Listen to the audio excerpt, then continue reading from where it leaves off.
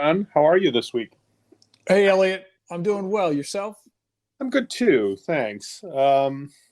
So this week I saw that the National Intelligence Council released their Global Trends 2040 report.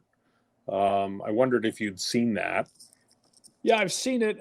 Obviously, lengthy report, close to 150 plus pages. So skimmed through some of it, saw some things that were, a lot of things are relevant to all of us from a societal standpoint, but some particular issues that to the financial crime prevention community that I thought were interesting. Some confirmations of what we thought, but some definitely looking ahead as the report is structured. So I thought that was pretty interesting.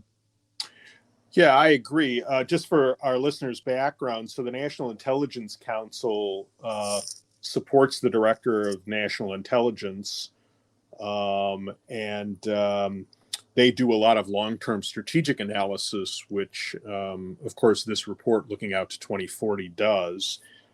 It's interesting. They segmented the report around 5 themes, and I don't. As I read them, some of the titles were kind of interesting, but actually, as I read the detail, wasn't surprising. So first, they looked at global challenges, things like disease, financial crises, technology disruptions, climate change, and they noticed that one of their comments was that some of these things seem to be coming more frequently and more intensively. They looked at what they called fragmentation, which is in an increasingly connected world, we're becoming more divided and fragmented. And Right. And one thing that was interesting that we've certainly seen in our country recently is the fact that there's an increasing tendency to gravitate to information silos, where you're only getting information from people with similar views to yours. Then they talked about disequilibrium, which is noticing that current systems and organizations are increasingly challenged to deal with transnational challenges. And they used COVID-19 as an example, where the international response cooperation was not nearly as effective as maybe it could have been. They talked about contestation, which was kind of interesting. And that's really the fact that there's greater imbalance that's leading to greater what they call constentation within communities, states, and international community. And again, an increasing division along identity affiliations and a greater risk of societies or states or communities fracturing.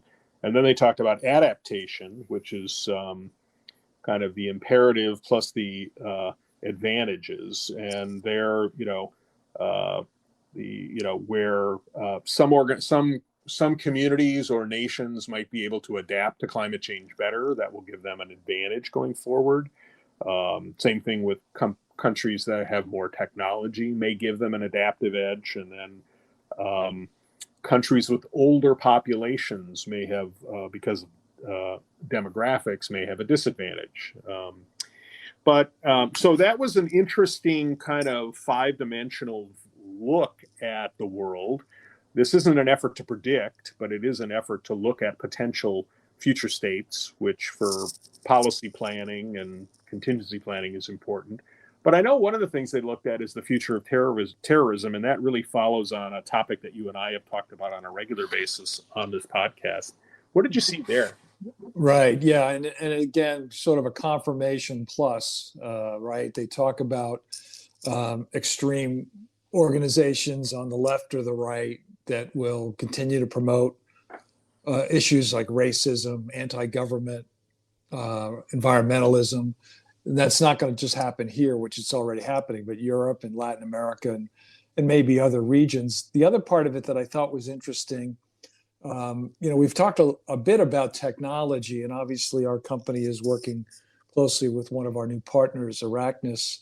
But technological advances, including biotech, AI, that sort of thing, there's a positive there, but there's also an opportunity for terrorists to conduct more high-profile attacks by developing more remote attack methods. So that was one thing that I thought was both frightening and sort of makes sense. And then, technology is also going to give the government the ability to expand their surveillance capacity. That'll help combat terrorism, but obviously, depending on the government, it could also, of course, impact privacy, impact, citizenry, all sorts of things. So that's something that you're going to have to watch carefully. It's going to happen with or without all of us, obviously, but I thought that was interesting. And then just shifting international power dynamics, the rise of China, which we're all identifying as something that could challenge the way the U.S. tries to do counterterrorism, is more than problematic. And I think that's only going to become more evident as we go forward. So nothing in this seems unusual, but again, use of technology, the expansion of extremist groups is going to challenge our community and just society in general. Yes, it is a long read, but I think the report is a worthwhile read, and maybe it's pretty well outlined, so you can move around the document pretty well. But there's a lot of good thought in here, and things that you and I, but also the whole community, is continually wrestling with. And while, again, it's not intended to be predictive of what 2040 might look like, it does lay out kind of how things could unfold, and it's good food for thought to kind of be, that deep over the horizon planning, or at least thinking, that people in our community have done for a long time. I think this is a worthwhile resource. Yeah, and just one more thing, another key takeaway, and there's many, many, many in the report, the lack of multilateral cooperation does leave the world more vulnerable, as they say, to hackers and terrorists and criminal groups. As we're recording this, we're dealing with the pipeline hack in the United States. So clearly there's a pressing need to restore global connectivity, and I think this report says it in a number of areas. Agreed. So just a reminder to all our listeners, you can find us on SoundCloud. You can find us on in the podcast section on Spotify. And in addition to This Week in AML, we have a number of other podcast series that we encourage you to check out. And we'll be back with you next week. Have a great weekend, John, and stay safe. Take care, Elliot. You too. Yep. Bye-bye.